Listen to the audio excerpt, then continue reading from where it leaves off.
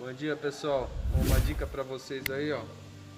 E ao fazer a troca do câmbio da Fiat ou qualquer outro câmbio aí, né, se atentar a alguns detalhes aí, principalmente aqui da trizetinha, né, que a gente trocou o câmbio do veículo, né, e vai ser necessário a troca da trizeta também, colocar uma maior.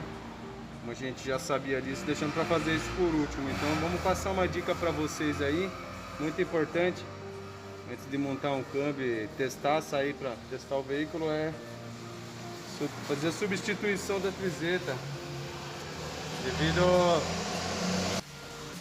Devido a essa folga aqui, ó, ao sair com o veículo, arrancar com o veículo, fazer o teste nele na oficina, aí você corre o risco de quebrar, soltar os roletes lá dentro lá e já danificar o câmbio, né?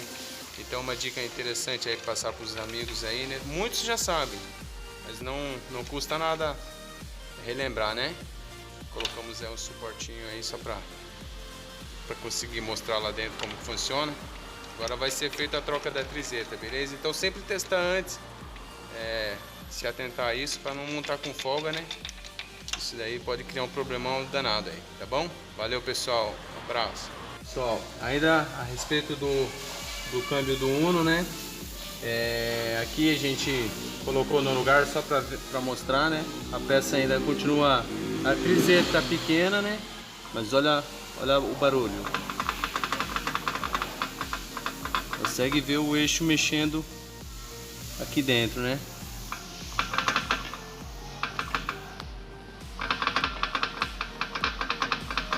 Entendeu? Aí muitas das vezes você tá andando, se de repente seu veículo não tinha esse barulho, né?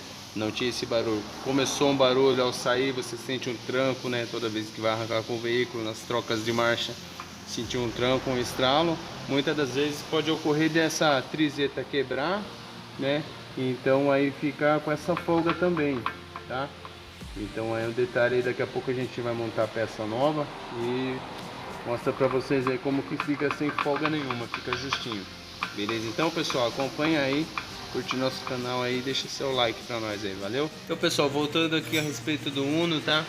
A gente acabou montando a correria na oficina, acabou não dando tempo de mostrar a peça nova, né? E nem a folga, mas enfim, já tá no lugar, tá montado, já tá com óleo tudo, olha aí, ó. Já diminuiu, já nem tem mais folga, entendeu? Trizetinha nova, ó. Pequena folguinha leve aí que o óleo ainda vai preencher, né?